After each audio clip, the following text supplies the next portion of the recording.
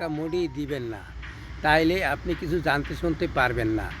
ভাই আমি আপনার হয়তো কিছু আগে তো ফেসবুকে ঢুকছি, কিছুটা তো জানি বুঝি, সেইটাই আপনাকেও বুঝাইতেছি। ভাই মনে করবেন ভাই, আপনি যদি ক্লাসে ভর্তি হন তাহলে আপনার সব কিছু আস্তে আস্তে শিক্ষকরা আপনাকে বুঝাইবে, আপনি সেই পড়া পড়িয়া স্কুলে আসবেন। তদ্রূপ ভাই এই ফেসবুকেও এই রকমের ভাই, আগে জানবেন শুনবেন কে কী বলে, তারপরে ভিডিও তৈরি করবেন, ভিডিও ছাড়বেন, দেখবেন, কমেন্ট করবেন ভাই, তখন আপনার ফলোয়ার্স বাড়া ধরবে। ভাই ফেসবুকটা তো সহজ না ভাই, অ্যাক্টিভ থাকতে হবে এই মোবাইলের সাথে, ফেসবুকের সাথে। ভাই মোবাইল খুলে ভিডিও দেখতে হবে, কমেন্ট করতে হবে, কারা কী বলে শুনতে হবে, জানতে হবে, শিখতে হবে, এরপর আপনি ভিডিও তৈরি করে ছাড়তে হবে।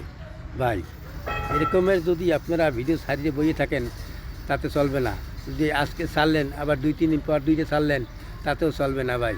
কন্টিনিউ আপনার না পারলেও ভাই একটা ভিডিও ছাড়বেন, ইনশাল্লাহ আপনাদের সফলতা আসবেই ভাই, নিশ্চিত।